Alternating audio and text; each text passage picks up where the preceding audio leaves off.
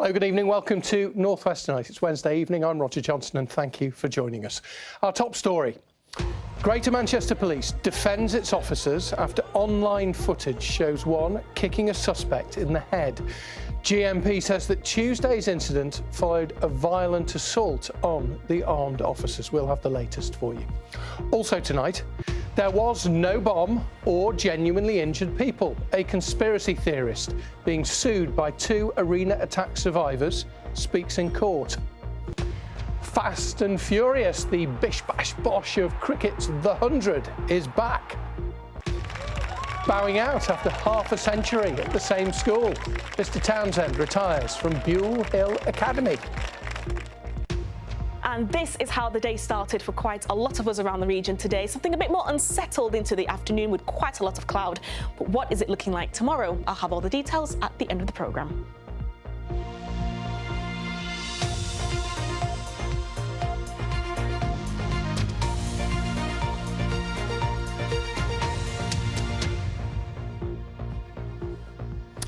Greater Manchester Police has launched an investigation after video emerged of a police officer at Manchester Airport kicking a man in the head and then stamping on it.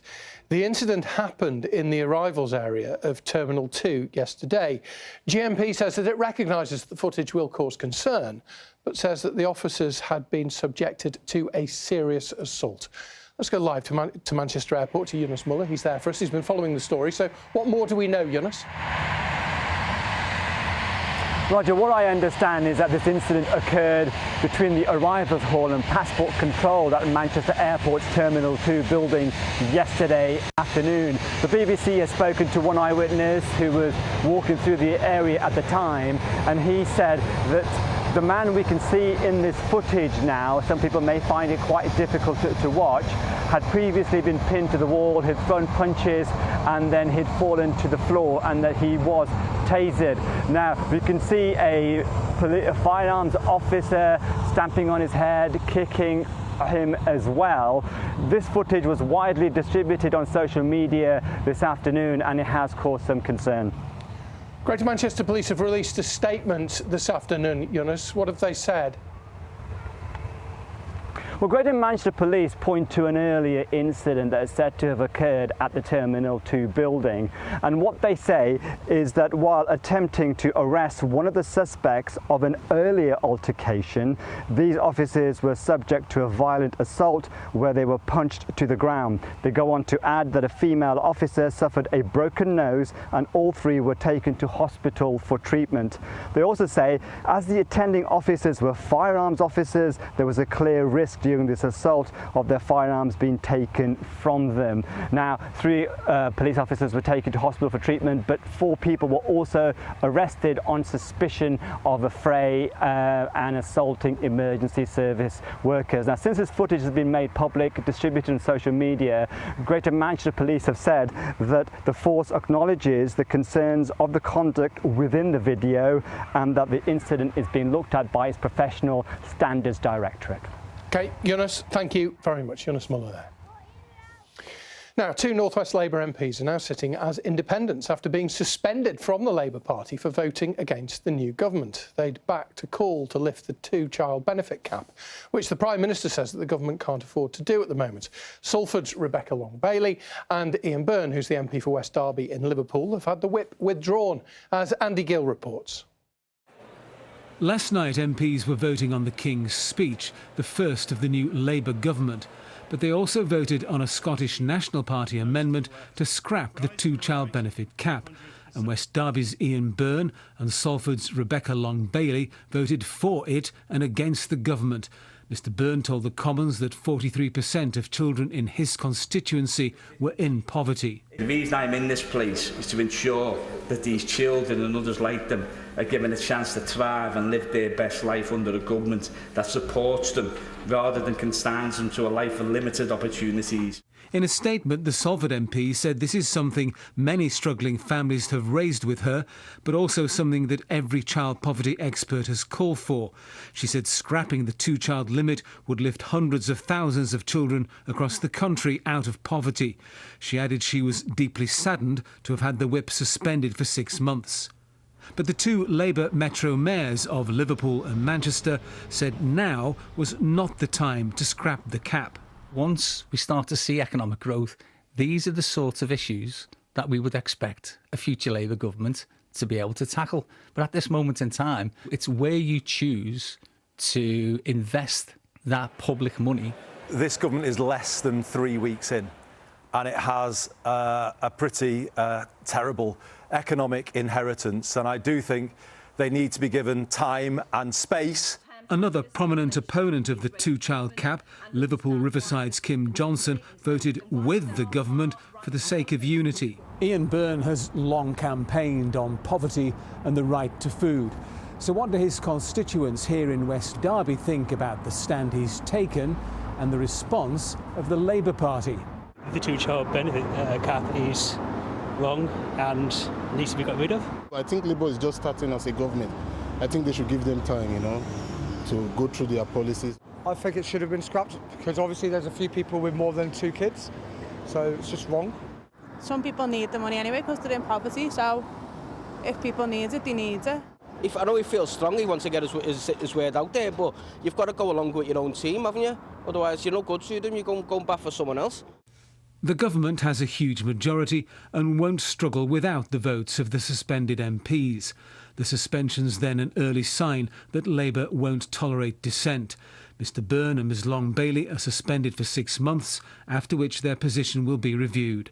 Andy Gill, BBC North West Tonight. Now, we're talking about cricket's The 100 shortly, and we'll also get a full weather forecast for you. But first, a 47-year-old man has been charged with raping 4 people within 5 months in Manchester city centre. Murad Malki from Smedley Road in North Manchester is charged with rape, assault, stealing phones, jewellery and bank cards and fraud between February and July this year. Police say a fire in Blackpool, which killed a couple and injured their children, is not being treated as suspicious. Danielle Bamber and Joshua Pearson died after a blaze swept through their home last week. Their 21-month-old son is still in a critical condition. His 6-year-old brother has been released from hospital. 27 XL bully dogs have been put down in Cheshire in the last year, although no attacks were reported there. Cheshire Police have seized 75 animals since the breed was banned earlier this year. It's thought that some owners have decided to have their pets destroyed because of the ban. Now, a self-described journalist who claims that the Manchester Arena attack was faked told the High Court today that he still maintains that the bombing didn't happen. Richard D. Hall is being sued by Martin Hibbert and his daughter Eve, who was severely injured in the attack in May 2017, in which 22 people died. Mairead Smith's been following the hearing. She's in our newsroom for us now. Mairead, Mr. Hall gave evidence this morning. What did he say to the court? He did, Roger, and at the beginning of that evidence he described his occupation as journalist, and he told the High Court that millions of people have bought a lie and that he still maintains the attack was staged by so-called crisis actors. Now, despite an earlier summary judgment in January that concluded against Mr. Hall's belief that the bombing was fake, he continued to argue that the primary evidence shows that there was no bomb and nobody died in that room. Richard Hall was reminded of that earlier judgment, to which he replied today, "Well, I don't agree with that judgment." Father and daughter Martin and Eve Hibbert, pictured enjoying a meal before the Ariana Grande concert, have brought legal action for harassment and breach of data protection against Mr. Hall. That's over several videos and a book that he published where he claims the bombing was a hoax. The pair were at the concert in May 2017, where Martin Hibbert sustained a spinal cord injury, leaving him paralysed from the waist down. His daughter Eve suffered a catastrophic brain injury. Richard Hall was questioned about that photograph of Martin and Eve Hibbert together, and he told the court he has no evidence that it was taken on that date, and reiterated his belief that there is no primary evidence to show that Martin Hibbert was at the arena that night. Jonathan Price, who represents the Hibberts, told the court that they provided a ticket invoice for the night of the Ariana Grande concert. And Mr Hall replied, well, my position on that is that a ticket invoice provides no evidence that they were at the concert. Mr Price suggested that Mr Hall's work was not rigorous journalism and nothing but conjecture. Now, Martin Hibbert sat in court today with his arms folded, and he maintained his eye contact with Richard Hall during that cross-examination. The trial before Mrs Justice Sting will conclude tomorrow, and a decision in writing is expected at a later date. Thank you, Mairead. Now, every year, BBC local radio stations run the Make a Difference Awards, honouring those individuals and groups who have made a difference in their community. I guess the clue is in the name. Well, among the finalists on Radio Merseyside's shortlist are the team at Hope's Therapy Dogs. Alison Colley set up the business, which provides emotional support to children across the North West in memory of her daughter Hope, as Juliet Phillips reports. See, she's leaning towards you now, isn't she? So that's okay. So she wants a little tickle. There you go, that's lovely. Go on, Braden, your turn. Ali knows all too well the powerful therapy her dog Pippa can provide for children. Is it good to be back, Hope? Wave to the family. She brought her home as a puppy to support her 7-year-old daughter Hope after she was diagnosed with a brain tumour. Sadly, Hope died just 2 years later. Pippa, at the age of 8 weeks, became Hope's therapy dog and was with Hope to the end, even the day she died. Towards the end of Hope's life, when Hope knew that she wasn't going to survive, she asked me to train Pippa to be a therapy dog to help other children.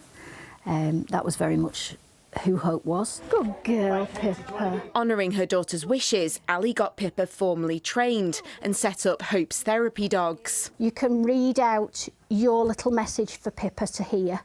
Now their team of people and pups provide support to children across the region, including at St Aidan's Primary in Billinge, the school Hope attended. We'll see every child from, be it mild anxiety, parents splitting up. And then there's other simple things like we work with groups of children when they're moving schools from primary to high school, just chatting about, you know, what it's going to be like in high school, how we can make that journey easier for them.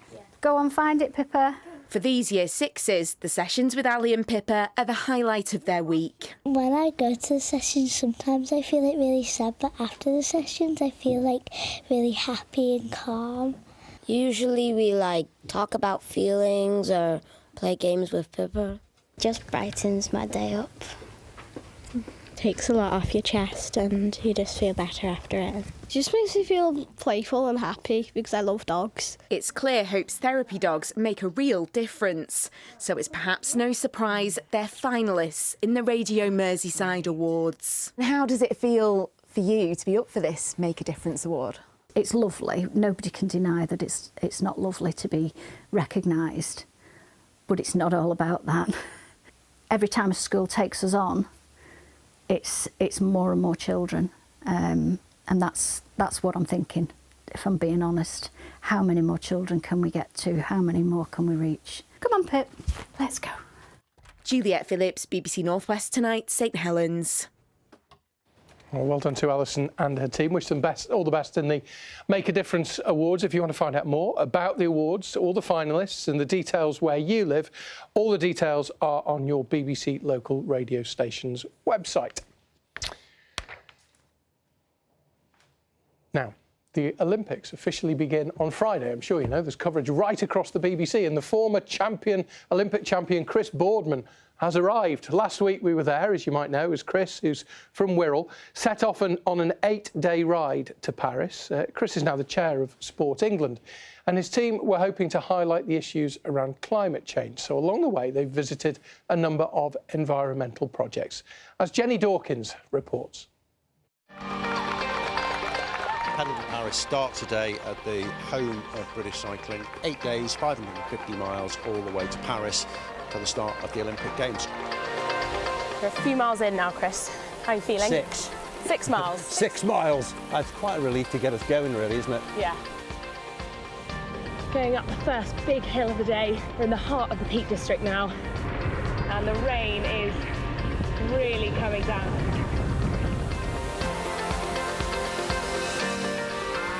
We're stuck in a traffic jam.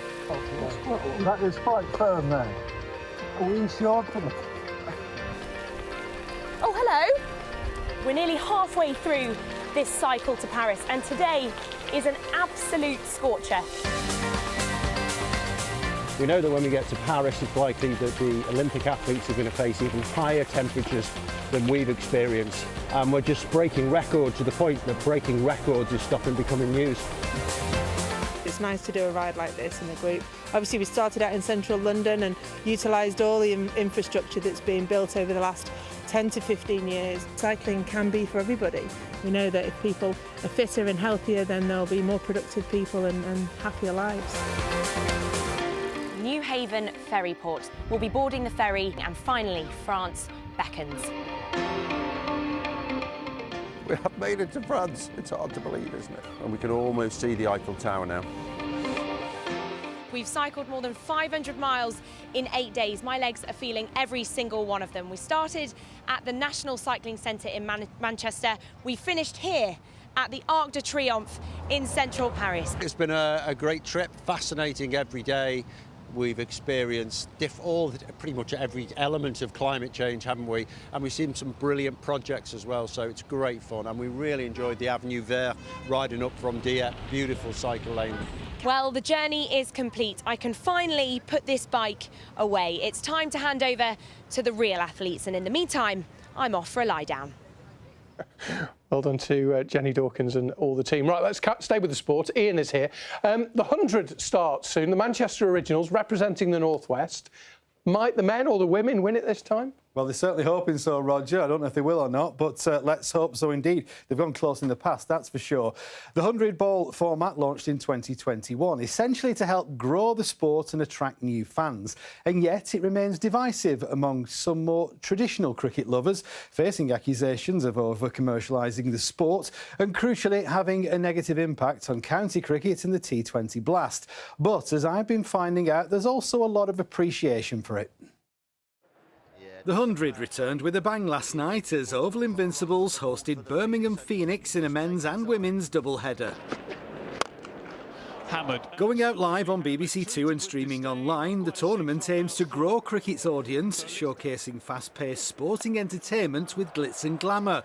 Manchester Originals had their season launch at Lancashire's Emirates Old Trafford earlier this week. The men have reached the last two finals. They are the 100 men's champions. We've had a lot of heartbreak over them finals. Been real close to winning it both times, but you know, new group, and you're just really excited to get going. What do you think about the format? Because it is still very divisive among cricket fans, but it is attracting a younger audience. Yeah, no, it's fantastic. You know, you see it in the crowds. There's a lot more families, a few more kids running around. You can tell there's quite a lot of passion for this team. It's starting to grow, and hopefully it can go on for a few more years. The 100 is attracting a more diverse crowd. Last year, nearly half of tickets were sold to families, helped by it being on around the holidays. But it's meant pushing the traditional men's county championship to the beginning and end of summer, while some critics argue it's not needed due to having another short-form competition in the T20 Blast. You know, times are changing. You can't please everyone. I mean, I'm still a traditionalist myself. The show that the players put on, both the male and female games, you know, it's entertaining, exciting cricket, and I think that's what kids love to come and see.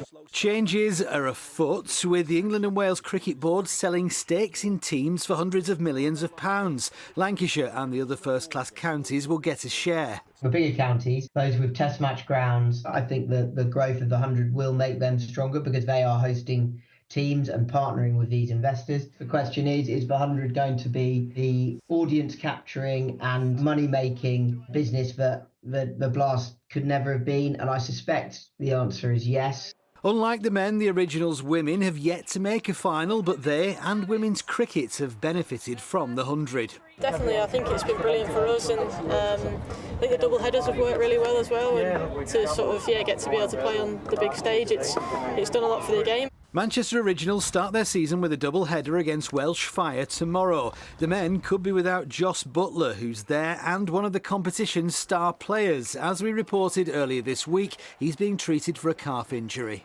We're sort of preparing, for hopefully he's fit. If not, then we're making plans for a very big player. Obviously skipper and leads from the front at the top of the order with his world-class batting. If he's out, then it's going to give one of our younger players an amazing opportunity. So that's the 100, but though the County Championship in T20 Blast have paused, the One Day Cup is taking place. Today, Lancashire have been hosting Durham at Sedbergh School in Cumbria, where despite a brilliant 147-run haul from Josh Bohannon, this was him reaching a century, they were beaten by 57 runs in their Group A match. Manchester City's pre-season tour of the USA is underway with a defeat to Celtic in North Carolina. Not that anyone really cares about pre-season friendly results, I guess. It was a youthful City side, but they did have some big names, including Erling Haaland, who was among the goals. Though after the match, a lot of the talk was about long-serving goalkeeper Ederson, who continues to be linked with a move to Saudi Arabia. He has to see maybe other options, and of course I would like to stay, but it depends now on the clubs, and I don't know really the situation because there's no contacts until the last day of the transfer window. Everything can happen, not just with Ederson, for many players. Before that, we'll just crack on, because after teaching for 51 years at the same school in Salford, Mr Townsend, Kevin, has finally retired. He's 75, you know. He spent 40 years as a teacher, 11 as a teaching assistant, and he was given a big send-off today, but he hasn't ruled out a return to the classroom, as Lindsay Prosser will tell you. This is the moment that over half a century of teaching came to an end. So I think we're all going to miss you, so yeah. Encouraging children to thrive has been Kevin Townsend's focus for 51 years. His current pupils believe he's the best. He's always there for everyone, when you need him most. He'll help you with stuff that you don't understand. He's just a very caring person. He's just very kind in general. He's a really good listener, and he's just very patient. Teaching has changed significantly since Kevin started in 1973, but he believes the principles are the same. I was trying to think, how's it changed? But it hasn't. Not really. You need the same priorities. You need to enjoy what you do, and you need to do it at your best ability. And that's all it is. If they respect you, they'll work for you. They'll do the best. Former pupils came to thank the teacher who inspired them to achieve. Now I'm actually a lecturer at Salford University, so I've done really well in my career, and obviously teachers like Mr Townsend have really inspired me. He was very patient, and he just had a really nice way about him, he had a nice bond with the lads and stuff. Some of the current teachers at Bewell Hill were Kevin Townsend's former pupils, and they believe his outstanding teaching has shaped many lives. The kindness and the generosity he has for every student is just unbelievable. He's just lovely. He's always a pleasure to be around. I mean, the kids in Salford are special. They really are.